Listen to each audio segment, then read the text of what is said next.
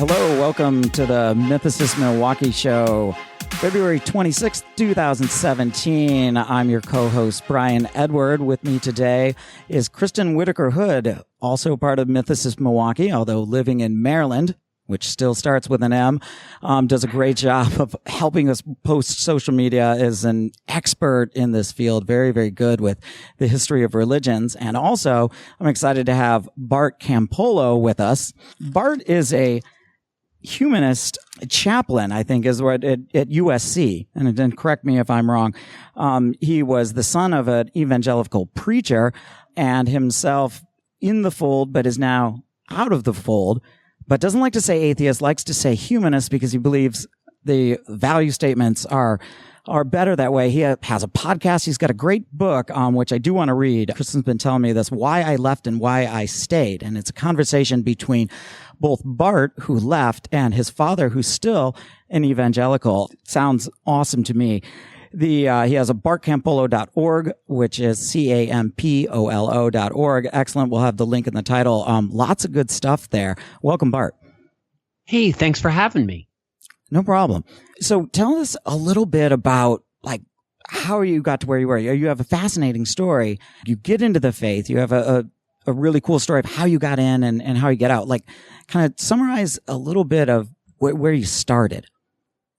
Sure. Well, I mean, first of all, I'm not a humanist chaplain. I am the humanist chaplain at the University of Southern California. I'm the only one there is. And what that essentially means is I'm the person who looks after, who nurtures and encourages the spiritual lives of all the young people on the campus that want to be really good people and have great relationships and fight for social justice and cultivate a sense of gratitude, but don't believe in God. Mm-hmm. And so I kind of work with the whole secular student fellowship there. And for some people, especially people that knew me growing up, they're surprised by that because I grew up the son, as you say, of a famous evangelical preacher, Tony Campolo. And when I was 15 years old, I became a Christian myself, not through my dad, but in the context of a big youth group at a church that a friend of mine took me along to when I was in high school. And I walked into this room full of 300 students and everybody was loving each other. And there was a rock and roll band and it was like a club for nice people. And I just wanted to join. And I mean, I think that probably the most significant thing about my Christian journey is how I got in. I got in not attracted by going to heaven or believing in all sorts of supernatural stuff, the kind of mythology stuff that you guys mess with. That wasn't the appeal to me of Christianity. That was the price of admission to be part of that group. And I loved that group. And so I joined in with this group of people. And they were doing Christian stuff, so I was doing Christian stuff, and I was desperately thinking, I don't believe in God, but boy, I wish I did. Boy, I wish I did. Boy, I want to. And then, if you, as they say, fake it till you make it in almost any cultural setting, at some point, in my case, you're up on a retreat, there's 300 people swaying to the music, singing, "My God is an awesome God," and you feel something. Mm-hmm. Something comes over you. You're like, oh my gosh, something's happening here. And you have, I guess, what you would call a transcendent moment, a transcendent experience. And, it's funny because I'm around secular people all the time and they sort of go boy, I bet you're embarrassed talking about when you heard the voice of God or when you felt the Holy Spirit. And I'm like, oh no, I felt something. I heard something. That stuff is real. If you don't believe in transcendent experiences, you haven't been to the right rock concert. You haven't used the right drugs. You haven't had sex with the right partner. We have these moments as human beings where we feel deeply connected and we feel like we're a part of something bigger than yourself. And whatever narrative that you're in when that happens, it confirms it. And so there I was at an evangelical Christian retreat with all my Christian buddies. I have this moment and I'm like, that's it. God's real. Yeah. And from that point on, I was in. Yeah, you could even claim that a miracle happened. Well, yeah. I mean, what you could say is that I had a religious experience. Yeah. And I again, people. Sometimes I'm around secular people, and they act as though all these believers are faking it. And if there's one thing I can tell you after spending 30 years in evangelical Christianity, and Kristyn, I'll bet you can back me up on this one, is that most of the people aren't faking it at all. They're having real experiences. There's a real sense of connection there. And you may say, like, well, but you don't think there really is any supernatural force? And the answer is no, I don't. I think those are events that are happening in your brain, but boy, they're real. Yeah, I had a similar one on a Teens Encounter Christ. I grew up Catholic, and it was 16 years old, and I was kind of thrown in this, and I didn't really have much of a community as far as I wasn't a jock, I wasn't a nerd, I wasn't in the music. I was kind of in all of the groups and none of the groups at the same time, but I did feel a part of this group. And like the good looking jocks liked me there, the nerdy guys liked me, you know, like, wow, they thought I was funny. I thought, wow. I even said, I thought a miracle happened. And that's what I didn't know how to explain it, but I had that moment. You know, Brian, Elaine Dubuton wrote a great book called Religion for Atheists. And one of the things that he said in that book right at the beginning was that the most boring question you can ask about any religion is whether or not it's true. The real question is, how does it function in a person's life? What does it do for them? And what I would say is that, you know, we human beings are tribal animals, and we have a deep need for belonging, for a sense of meaning and purpose, and for answers to kind of the big questions, like, where do we come from? What happens when we die? You know, what makes life something good or bad? What makes life meaningful? How do I live the best life? And for years, for centuries, for millennia, the best answers that people could come up with were supernatural, were myths that they invented to try to answer those questions because they didn't have a whole lot to work on, a whole lot to go on. And the thing is that we may have dispelled, people like you are out there doing podcasts where you're dispelling lots of myths, and that's all good and well. But ultimately, people still have religious needs. And so people say to me like, oh, well, you're done with religion. I go like, oh, no. I used to be a religious supernaturalist. Now I'm a religious naturalist. I'm still trying to answer life's ultimate questions.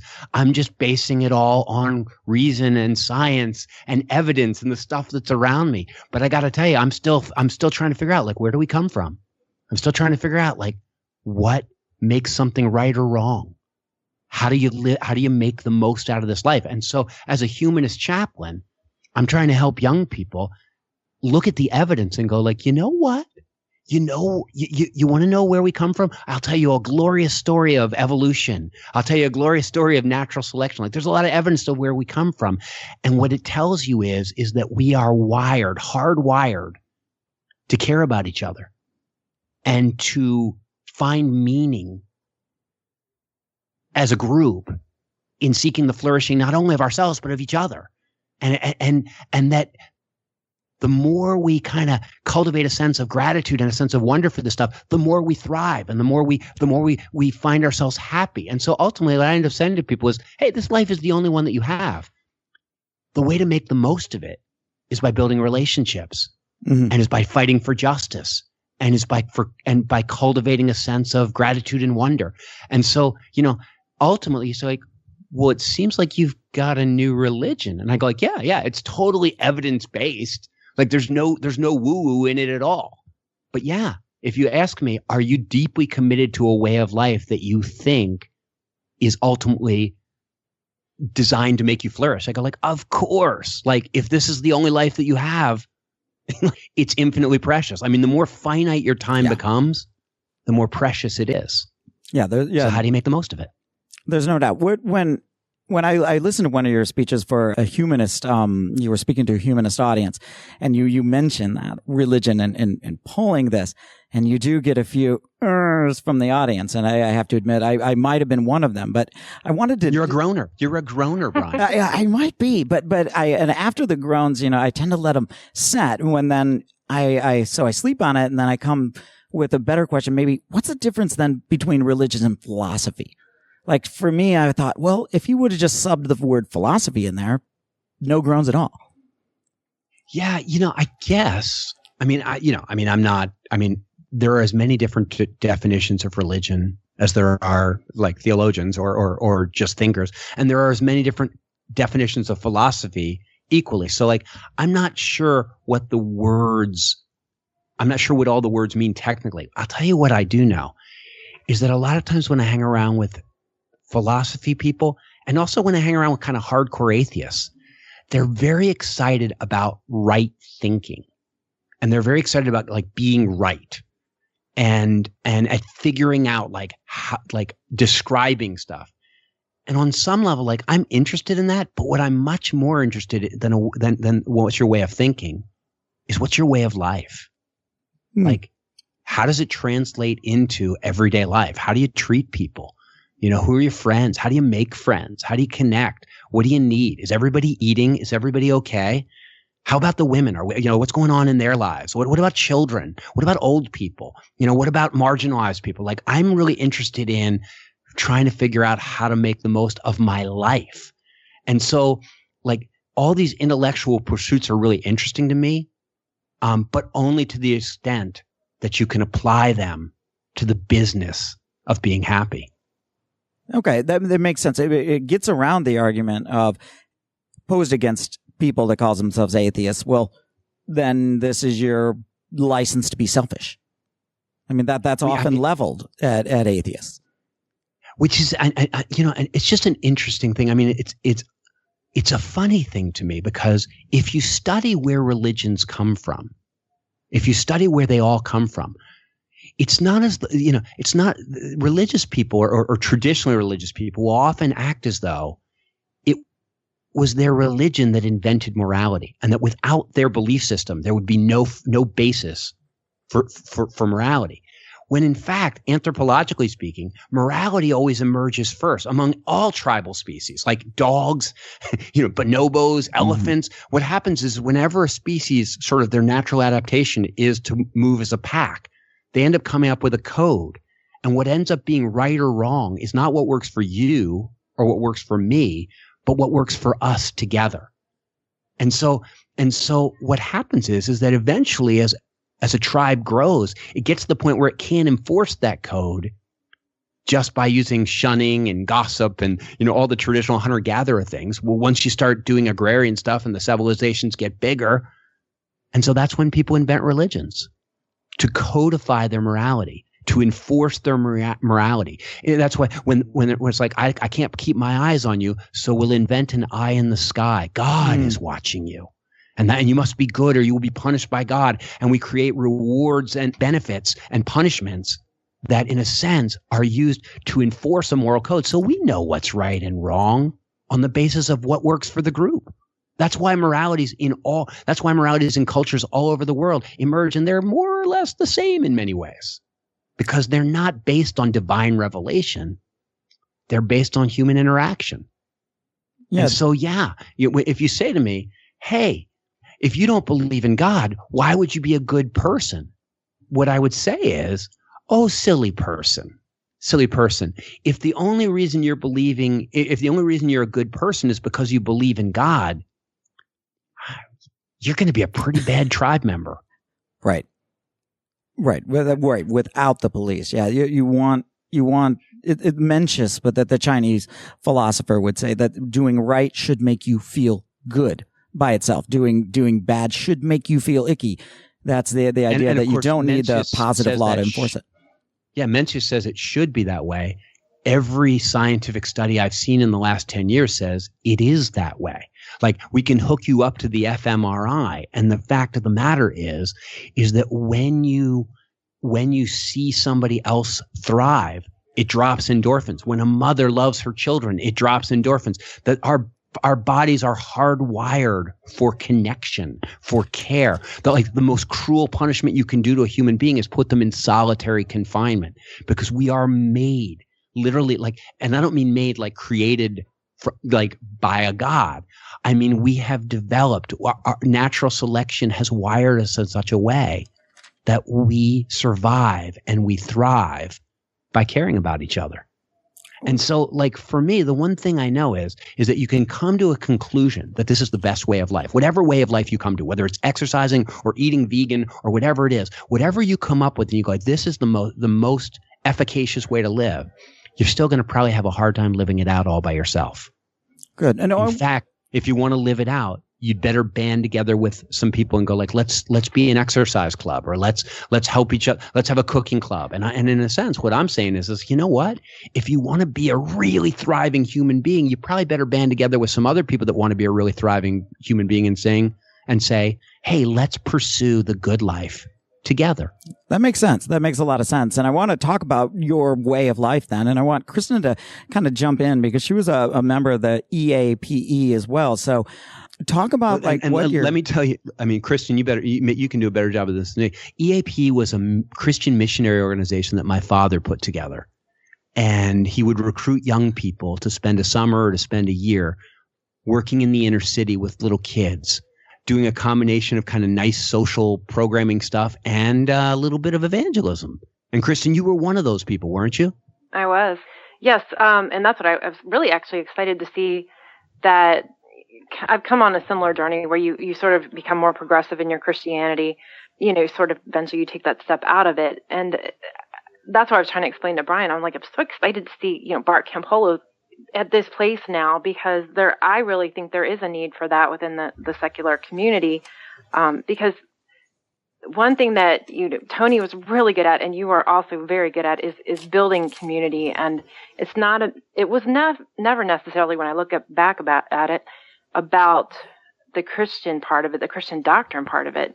It was about service and building community and making human connections. And those are things that we made. I work with those people, 2 months, 25 years ago this year. And we're still finding each other on Facebook. We haven't seen each other in 25 years. And I've got people from like Scotland that are looking me up and, sending me friend requests. And it's like, oh my gosh, we had, such a strong connection in the work that we did together, that I think that's a testament, as they would say back, in the days when you were in church, you can testify, as to the power of goodwill and people working together to build a community, and how much we can, But what's interesting, Kristyn, is that you weren't really working together to build a community.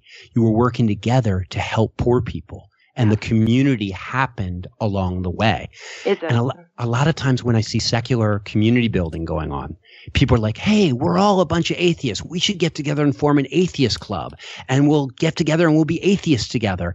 And then they wonder why the club doesn't tend to last very long. And the answer is that ultimately people are kind of hard to get along with. When you were on that EAPA team, there was a lot of, there's always a lot of group dynamics and there's conflict and stuff. And you say, well, like, what motivates you, instead of just quitting the group, to work things out with each other? And you go like, oh, well, we had a common purpose. Yeah. And we needed to stick together so that we could do this good in the world that we were doing together. And so whenever people are talking to me about secular community building, I said, listen, if you want to build a secular community, you've got to make it a community of people that are committed not just to making their own lives better, but to making life better for people in need, because it's that shared mission that's going to help the group to cohere, and it's going to give people the motivation to work through the difficult stuff that we always have to work through to love each other. Yes, that's exactly right. That was, the experience that we had. And you definitely have dynamics, and you have issues, and you have people having, conflicts. But at the end of the day, it was about making that team work for those kids and making sure that we basically did daycare, for the younger kids, and we did a day camp for the older kids, and making sure that they had what they needed that day. And that's true. Building a common goal for the betterment of society. You're working together for something else beyond yourself. And to bring that to the secular movement, I think is really important.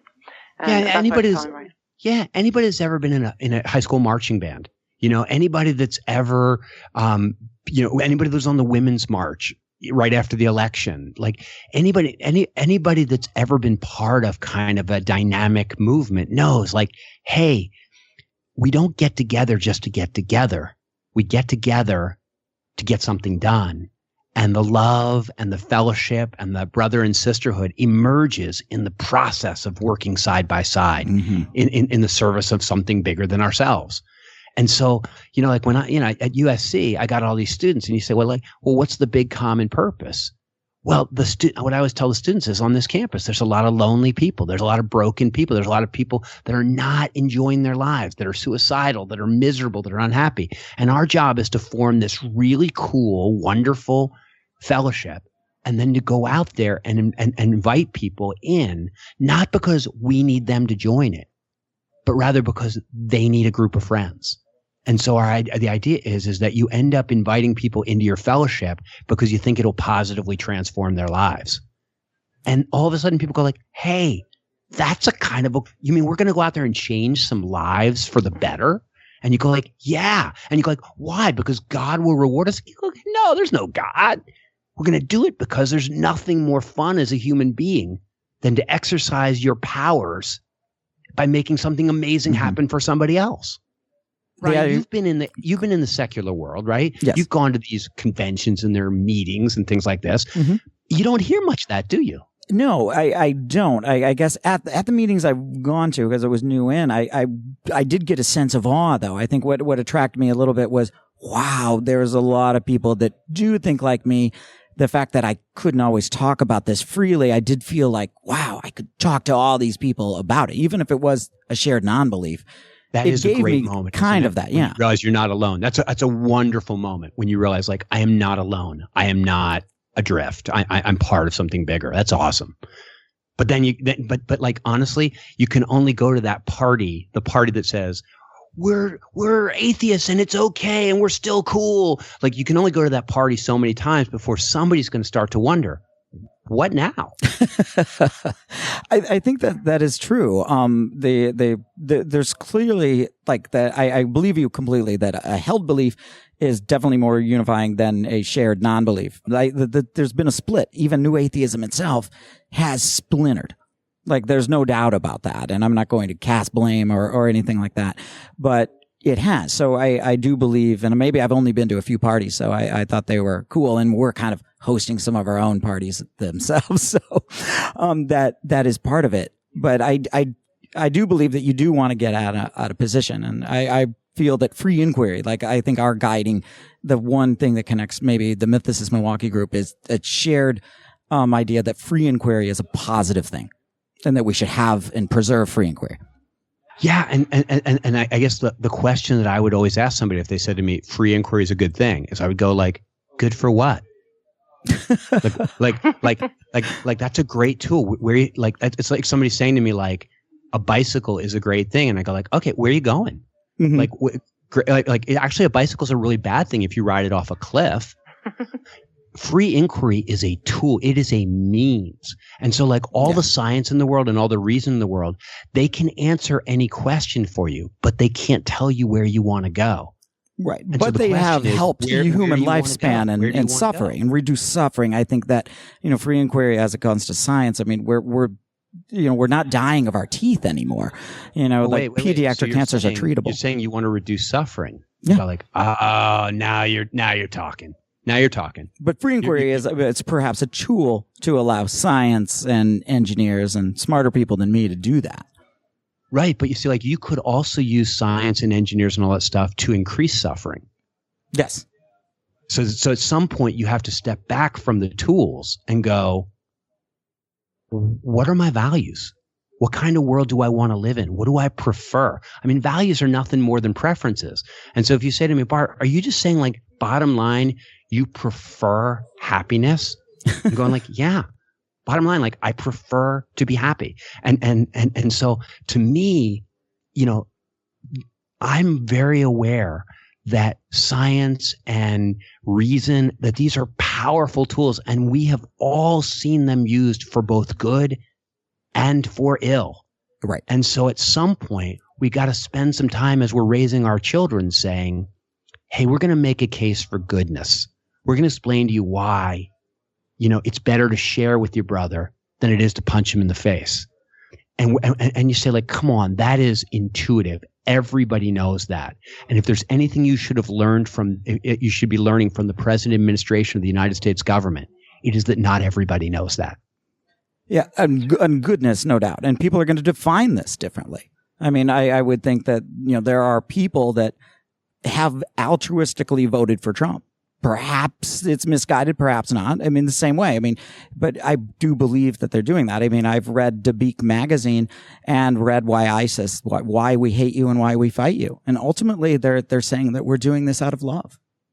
That's right. And so and that is a really wonderful thing, because once you can, I mean, in terms of like, how do we relate to Christians, or how do we relate to Muslims, or how do Christians and Muslims relate to fundamentalists? One of the most important things that we have to do is to recognize that just because somebody's actions and their language strike us as hateful, if we look deep, they're probably motivated on some level by the same kind of core gut level desires for purity and for health and for love and for all the things that human beings kind of want.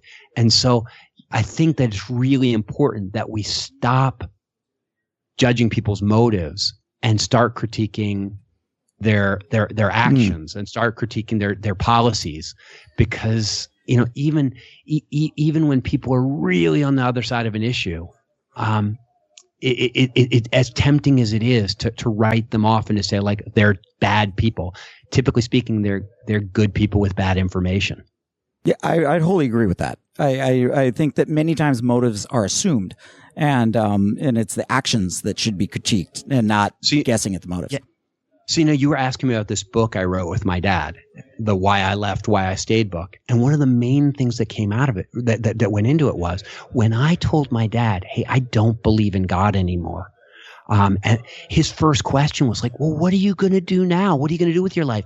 And when I started to describe to him what it meant for me to pursue goodness in a secular way, I watched him relax, because he, like many Christian parents, was worried that if I left Jesus behind, I would be leaving the value system behind. Yeah. And then we started in on this conversation where he was like, okay, but tell me about that. And he was like, what about this? And I was like, well, but why do you still believe that? Don't you worry about this? And it ended up being a conversation. It's not a debate book. It's not a book where like why you're wrong and know why you're wrong. It's really a book that says, hey, I want to keep loving you, and I can't keep loving you unless I understand. So tell me how you answered these questions. And then me turning back to him and saying, and tell me why you don't see things the way I do. And I think that in some ways, what my dad and I were trying to do was to model the idea that just because you don't think the same way doesn't mean you can't continue to love each other and even continue to talk together about the most important stuff. Yeah, I constantly say that the religion, I'm in a way an atheist, but I'm fascinated with religion, maybe even more than some of the religious, because I feel like I dig into this question every day. And even with my own father, he agreed that he feels like this was the religion of my father, he told me. And to reject that, I feel his pain. And I continually will say, I really love the values that you taught me. I'm just living them out in a different way. And I'm very curious to see how that worked with your own father. And is this always an ongoing thing? You hope it's an ongoing thing. I mean, even in marriages, sometimes I see people who stop describing themselves to each other. They're like, well, you know me. And so I don't need to say it. I don't need to tell you what's going on with me. And I remember my dad, when I was about 25 years old, saying, hey, we got to get together every 2 or 3 years and spend a few days just getting to know each other, because the problem with people is that they change. Mm-hmm. And they don't notify everybody else about the changes. And so we got to keep up with each other.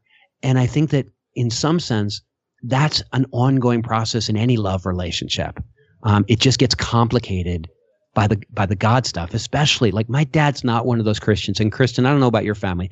I have some friends whose family members think that if they don't believe in Jesus, they're going to burn in hell for eternity. And that makes the conversation a lot harder to have. It raises the stakes. You're all in. And it's hard for both sides. It's hard for the person who's the Christian because they're desperate. They love you and they want to save you. And it's hard for the person that's not a Christian, because what the underlying message that a Christian is sending when they say that to you is that apart from the grace of God, you are worthy of damnation. Like, you are a damnable person. If God saves you, it's not because you deserve it. It's because he's so gracious. And that's a really anti-human, that's a very negative message to send to somebody. And it hurts when somebody looks you in the eye and says, I think you're filthy rags. I think you're an object of wrath. I think that you should burn in hell. And I know they don't really mean it that way, but it's very hard sometimes for a secular person to look their Christian family member in the eyes and say, you really think I'm doomed? That's a hard thing. Right. So when the eternal salvation thing gets played into the mix, it's a lot easier to have these conversations with progressive Christians or with universalist Christians. Yes. It's a lot harder to have it with you as hardcore evangelicals. No doubt. It is, yes. Well, Kristyn, I was going to ask, what do you do as you're doing, like, and I think it makes sense that doing good for others is a really easy or good path to happiness. What do you learn about yourself when you've done these? And maybe, Bart, you can chime in as well. Well, you go into, or at least I did, and I think a lot of the members that worked with my team, you learn how ignorant you are. I think that's one of the things you learn. Going into, like I was telling Brian earlier, I grew up on a farm in Maryland, and I mean, horses and cows and the whole deal. And then I got dropped in the middle of inner city Philadelphia, Passyunk down by the airport. It was a pretty rough area, but I learned how much I don't know about the struggles of the people and their daily lives and the children. Those are things I carried. It wasn't, you go there thinking, I'm going to help, and you do, but you also come out more humble and a little more compassionate, hopefully, and educated toward the struggles of the people that just by circumstance were born into a different place than I was. And that is something I've carried with me for the last 25 years. These are issues that have never gone away, but I hope have made me a little more compassionate. We were talking about how the Black Lives Matter, all of that's come back around. And I have a different perspective on that than a lot of people that have brought that up to me. And I'm understanding a little bit, not fully, because I'm not, in that. I wasn't born into that, but I have more of a compassion and empathy for the struggles of the inner city people and, some of the profiling and all that they go through. And that it doesn't require Christianity to go and serve your fellow human beings. But what you learn in the meantime is that you go to serve other people, and you do, but you come out changed forever and you become a better human being. And that's something that I've fortunately left the evangelical thinking process, the theology of saving people from going to hell. And if you don't believe like I do, you're going to hell, and embraced more of a humanity of people are good, and I want to make them better, and I want to make myself better. I want to make their lives better. And that's just a better philosophy to have. And that's something that started in me, I think, 25 years ago when I participated in EAPE. So I think in some ways, looking at Bart and following his journey through the book, some of that is when you're doing that social work and working with others, you're going to become more progressive, and you're going to become more concerned about humanity, and your theology becomes less important than serving other people. Mm-hmm. Bart, what would you add to that? I do spend a lot of time still recruiting young people and trying to encourage young people to put themselves in situations where they're surrounded by need, particularly privileged kids, to put themselves in situations where they are a minority, where they're in some inner city school, where they're in a situation where they're starting to see how, not only how privileged they are, but how susceptible we human beings are to our surroundings. That if you're raised in a surrounding of deprivation, or a surrounding of kind of brutality, or a surrounding of ugliness, how that shapes who you become and how you see the world. I think it's really important for people to recognize that to the degree that they are quote unquote good, to the degree that they are enlightened, that they're lucky. They're lucky. They were raised in a place where they could get that kind of education. They were raised by people that cared for them and loved them and provided for them opportunities that not everybody gets. One of the things that I think that we experience whenever we enter into the suffering or the struggle of another person is a sense of humility, a sense of, hey, on the most basic level of all, no matter how much I'm trying and working and how much I've earned whatever it is that I have, I'm still lucky. I'm still really, really lucky. And in a sense, I think that my exuberance for life is, in a sense, a response to what Richard Dawkins once said. Is he says, the realization that you have won the cosmic lottery, that by being a sentient human being, you are so extraordinary among all the other matter and energy in the universe because you've achieved consciousness. And it may be for just a brief time. I didn't exist for 13 billion years, and I probably won't exist for 13 billion on the other side. This is my brief vacation from non-existence. So it may be for a very brief time that we achieve consciousness. But my goodness, are we not the luckiest people in the world? And the question is, when you've won the lottery and you've won $100 billion, it's unseemly to complain that it isn't 200 billion. Why don't I get to live forever? The real thing is how do I make the most of this wonderful opportunity? And I think that when you go and you serve the poor and the broken, you become very aware of how lucky you are to be alive and to be in a position of privilege. And then again, the question is, okay, so I've got this privilege. What do I do with it? How do I make the most of it? How do I invest it in a way that not only makes my life better, but that makes life better for people who weren't born with as much? Mm-hmm. It's a very natural thing. I mean, like these are not unnatural emotions. This is not an unnatural experience. Like if you take almost any young farm girl like Kristyn and you put her in in an inner city ghetto, her heart's going to break. His heart's going to break in a positive way. And you go like, that isn't God. That isn't the Holy Spirit. That's what we were thinking at the time, wasn't it, Kristyn? We were thinking that God was speaking to us. That is just human nature responding to reality. No, I think that makes sense.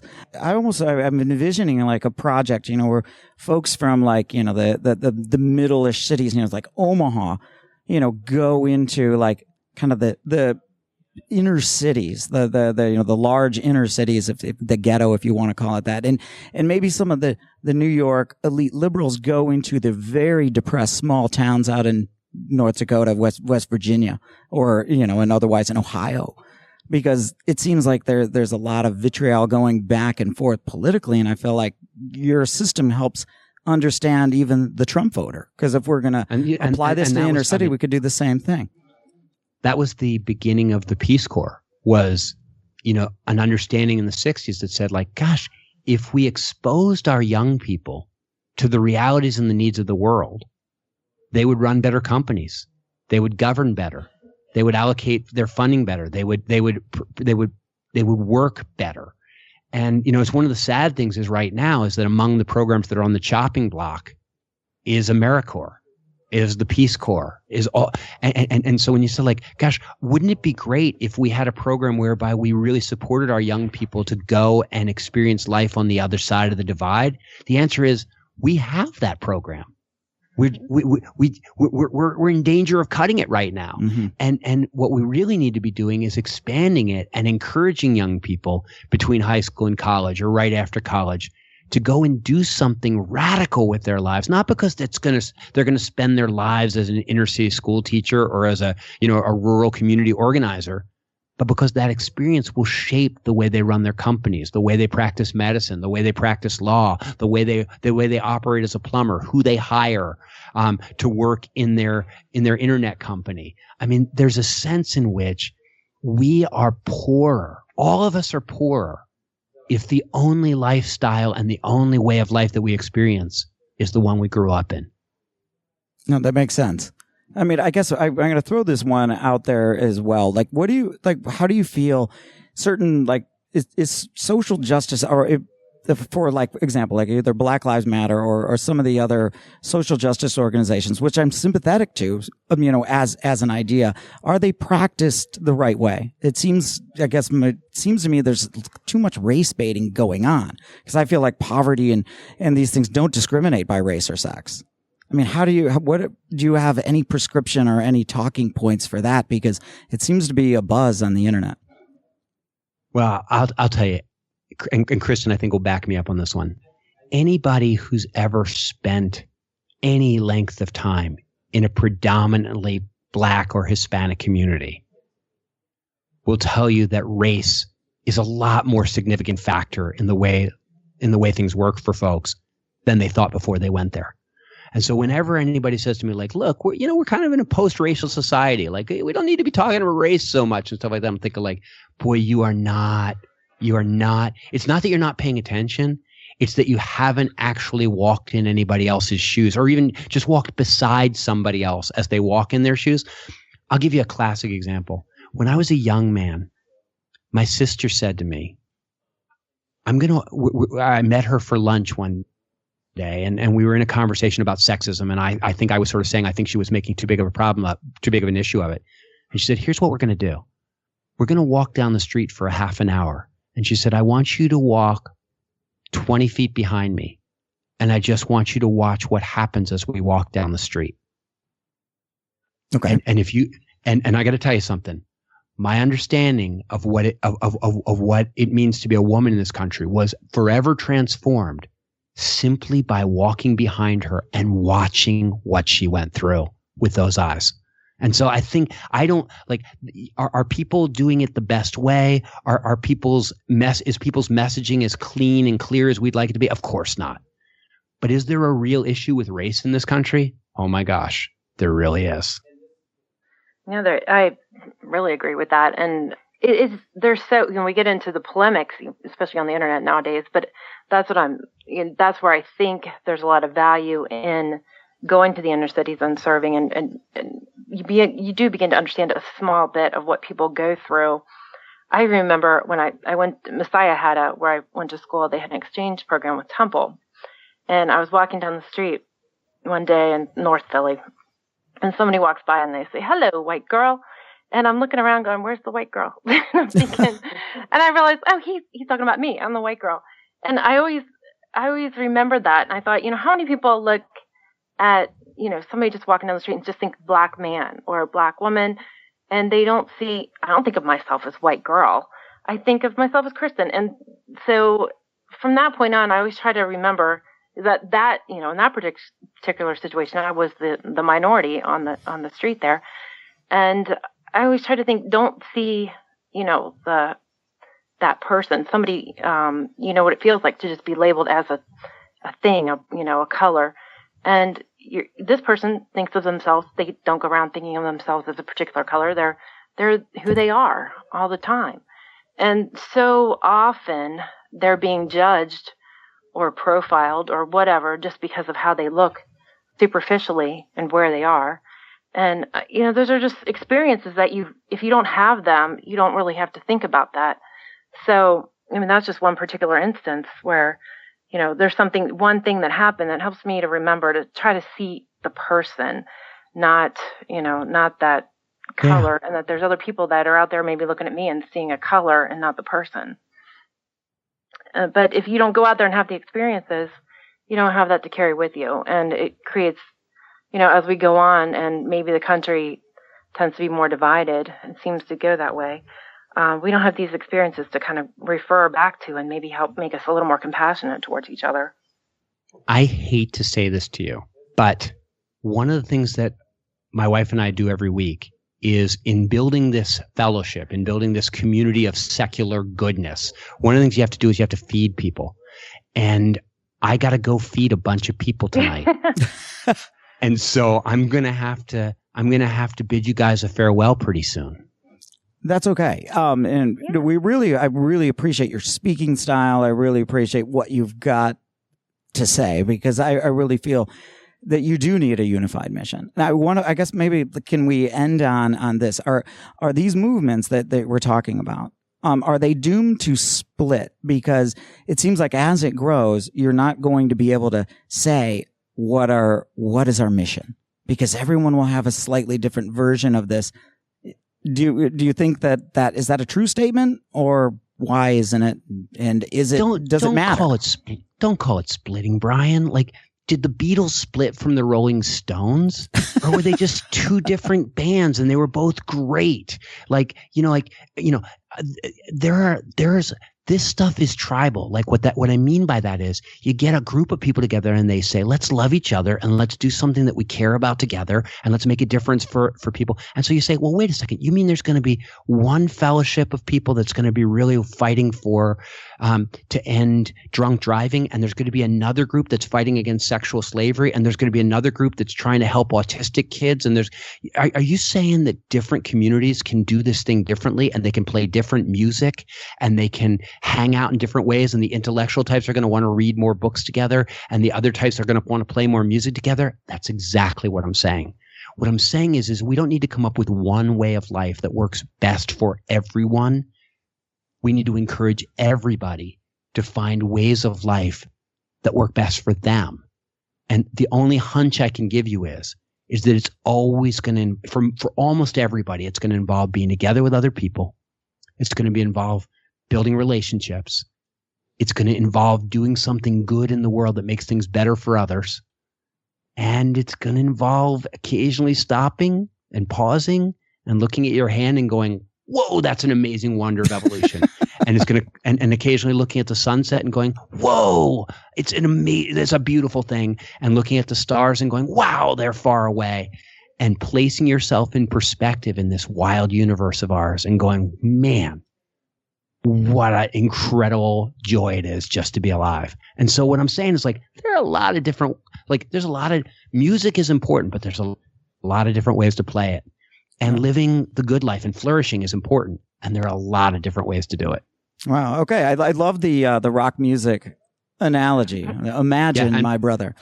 That's right. Well, and there are polka bands, and there are funk bands, and there are jazz bands. You don't have to find out what works for everybody. You got to find out what works for you. That's a great way to end it. Well, before you go, so the best way to support you is to go to bartcampolo.org. Yeah, here's the thing. If I was going to say to a bunch of people that had never heard me before, like, what do you want to do? What do you, and they liked what we were talking about. Mm-hmm. I would say, number one is I have this podcast every week called Humanize Me. And all it is me bringing on guests and talking about, like, science and stuff and art and music, and sort of saying, like, how can we use the stuff we're learning out there in the world to live better lives? And it's a very fun show. A lot of it is about secular community building. So if somebody's out there going, like, I want to build a community like that, I want to have a dinner party at my house every week for 10 or 15 people, and let's do this thing. Check out Humanize Me. You could check out the book I wrote with my dad, especially if you've got Christian friends and family members and you're trying to figure out how to communicate with them. And you know, a lot of people, strangely enough, I end up doing a lot of counseling too, one-on-one counseling with people that are working through problems of meaning and problems of struggling with life on the other side of faith. And that's all that stuff is at bartcampolo.org. And I would love to hear from people who listen to this show, because it seems like you guys are doing a really cool thing together on a very regular basis. And I'm just excited. I'm just excited that you gave me the opportunity to kind of be part of the gang. No, absolutely. It's very fun. You've sold me on the book. I'm really impressed. Very good. Get it. Go get it. It's great. I got it. I'm about halfway through, and especially I would just say people, progressive Christians, people are kind of working their way through this, or, you know, somebody who may be coming out of evangelical Christianity, of a family. This is a great book. Hey, thanks so much, you guys. Thanks for having me. Okay, absolutely. Thanks. Appreciate the time, Bart. It was a pleasure. All right. We'll see you soon. Bye-bye. And we are going to jump into the myth of the day, which we've put as the caboose this time. But take it away, Antonio. What is our myth of the day? Thank you. Today's myth of the day is brought to you by the Enuma Elish, the ancient Babylonian creation story, which predates by hundreds of years the ancient Israelite creation story found in Genesis within the Old Testament of the Bible. Themes found within the Enuma Elish, which were later plagiarized within the Old Testament, include: prior to the creation of earth, it was considered a desolate waste and covered in darkness. Light was created, the firmament was created, which was a rigid dome over the earth separating the earth and heaven. Dry land was created, the sun, moon, and stars were also created. The creation of men and women occurred, and also gods rested and celebrated. This is just another example of how many of our current religions exist in part as a result of prior mythologies, and how today's religions will become tomorrow's myths. And that is our myth of the day.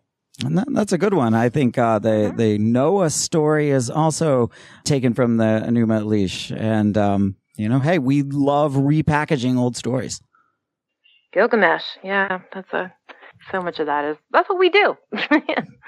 We go and look for the roots of all these stories. That's what's fun. Yeah, you can do Star Wars and Star Trek with different casts. You can just redo everything. We can have a modern day Scarlet Letter. Or there you go. An Enuma Elish redone, which we might actually see in the movie Batman and Jesus, which will premiere at the Myth Information Conference on September 30th, 2017. Batman and Jesus, our feature film that is being produced by our eminent director, Father Joseph, and he will take us through the historical look at all of these with scholars and also juxtapose this against what if 2,000 years from now we were taking the canon of Batman and basing a religion on that. It's going to be cool. I was part of the filming. It's neat. You can look at the trailer at Mythicist Milwaukee or at Mythicist MKE on YouTube. Batman and Jesus, the trailer will play. You'll like it. It's worth seeing. Kristyn, great guest. That I great look up. I was really happy you arranged this. Oh, good. Bart, he's a great speaker, and he's always really good to talk to. I've listened to him. I haven't heard him since he actually did a chapel at Messiah College back in '94. So he's himself come a long way since those days. Yeah, that's one of the reasons I really did want to have him on, though, is because there's a lot of people, I think, that are in the midst of dialogue, maybe becoming a little more rational in their philosophy, and have to deal with this and talk to family members about it. Absolutely. So I think his book is going to be a great help to people that are dealing with that. And just that soft, comforting voice, don't you think? Great. He's a very good speaker. You want to like him. Tony Campolo. It's genetic. They're really good communicators. Just to have him is a boon to the secular community. Coming out of the evangelical Christian community, Tony Campolo's, he's just done a lot. But more than just being a preacher, there's a lot of preachers making a lot of money.